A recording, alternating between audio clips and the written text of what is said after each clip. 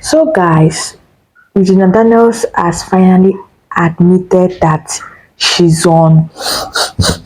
Yeah, she has finally admitted that, and Senator Ned Nwoko has brought out a shocking evidence of how Sammy, Regina Daniels' brother, has been harassing his kids, according to him, being violent when he's not around, and so things that he wrote on his Instagram page.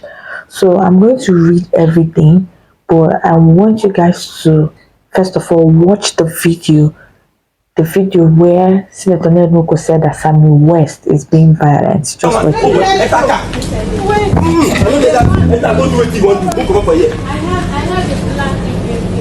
Who is the person driving the car?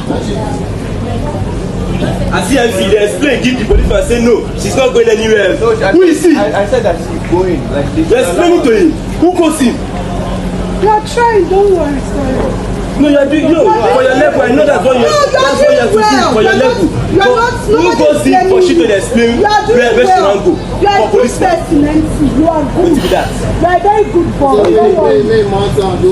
Alright guys, let's stop here. According to what I saw, according to the video, I did not see any violence or any gara on the video. There's going to be a lot of reading, and I want you to, while I read this thing, I want you to think about what I read to you critically, not with emotions.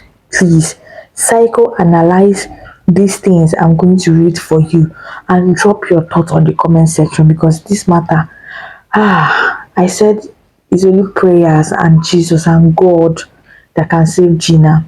Let's get to the reading. So Senator Ned Nwoko posted on his official Instagram page saying these videos show Sammy, Regina's brother, repeatedly coming to my house and harassing my children and domestic staff, especially whenever I was not around. His visits were often aggressive and disruptive. This is someone I sponsored through his last 2 years at the University of Eboma.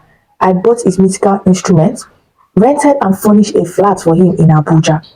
In addition to the house I bought for Regina in Asaba before our marriage for the use of all of them, I also routinely provided allowances to all members of the family, including her mother, Rita Daniels.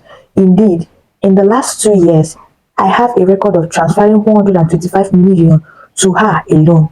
When Regina started her rehabilitation, there was a clear instruction by the doctors to strictly restrict people, especially her enablers, from having access to her.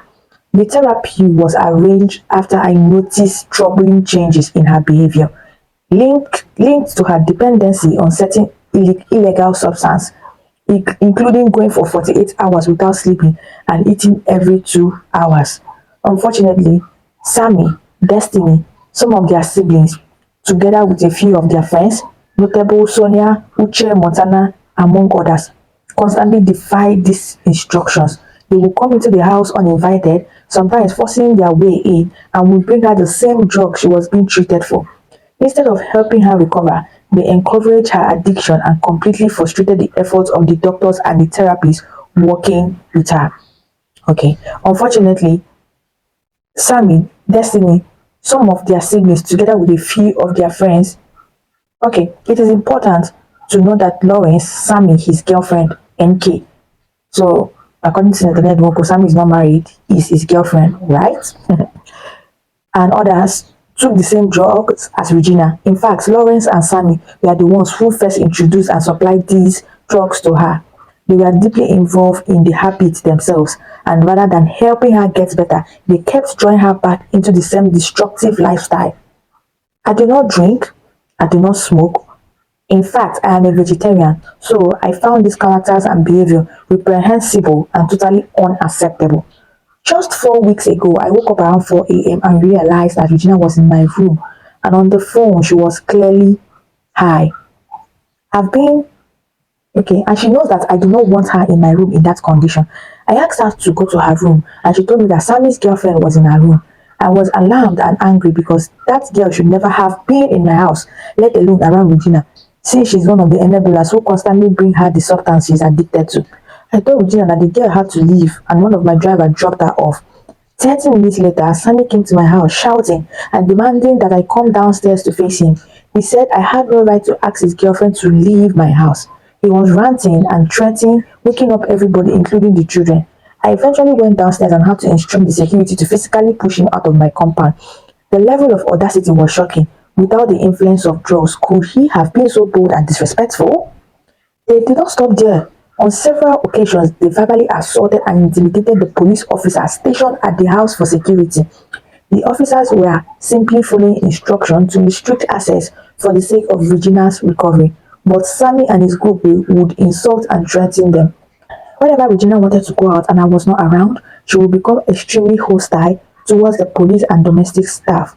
She would shout, threaten, and use abusive words, insisting that she must leave the house no matter what. So this is really, really touching. You all have heard. But I want you guys to hear from Regina's side before judging this case. Regina now came out on her own official Instagram page and made her own statement. This is where she admitted that she's into that illegal substance. She said, Ned, how could you lie so openly and without even small remorse? You know my family has absolutely nothing to do with this.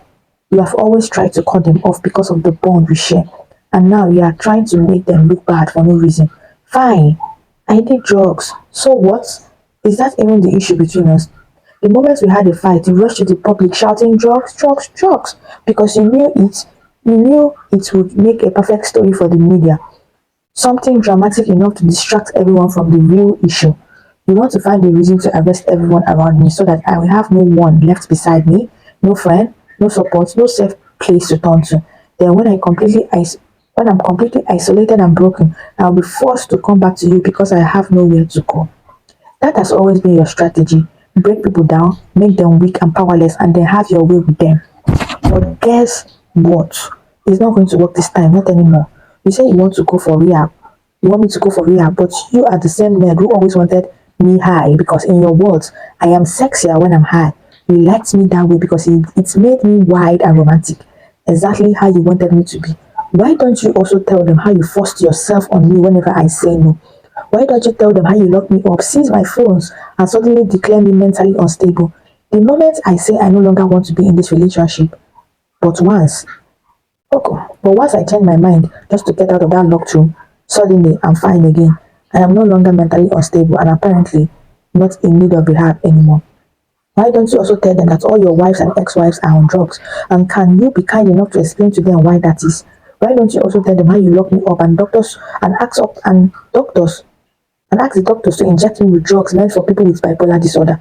Why don't you tell them how you check my phones for weeks just because you hate that I talk to my family a lot? You have never seen me act incoherent, stumble, or lose control. So just stop. Every problem we have has started when I no longer wanted you, whether sober or even high. Stop using the drugs narrative to create distraction. Tell people the truth. I understand, Sha. You are feeling rejected and hurt, and you are struggling to make peace with the fact that it's all over. Let me make this clear. No matter how much you think you spent on me, it can never be equal the value of the time I gave you, my prime years, my energy, and the career opportunity I sacrificed while being with you. For the record, I would have filed for divorce long ago if there was ever a legal marriage between us. We are never married in any court of law and no documents were signed. Leave me alone, Ned. Marriage is not by force. Love is not by force. Stop trying to control what no longer belongs to you. Whew, this is really so exhausting and draining. Even while I was reading it, it was really draining. Regina literally passed through a lot, and God, please, you have to intervene in this matter. Please save this little girl from any shackles of darkness, Lord. Heal her mind and her spirit, her soul is broken and crushed, Lord. Please help her. That's the only thing I can say because, oh God, she was forcefully molested. Oh, the thing is a lot. The accusation is a lot. Oh God, please. Saint Ned Nwoko, I beg you in the name of God, if you are allegedly doing all these things to her, please and please stop. Stop, this is draining. Stop. Just no, forgive her. She's just a little girl. If she said she doesn't want anymore, let her go. Let her be. Please. Please drop your opinion. Just drop your prayers on the comment section. Drop your thoughts on the comment section. I don't know what to say anymore. Like as I'm saying it, it's really, really making me to tear up. This little girl really needs help and God's intervention. She needs God intervention. Seriously. But it's well. So, that's all I can say is well. Share your thoughts on the comment section.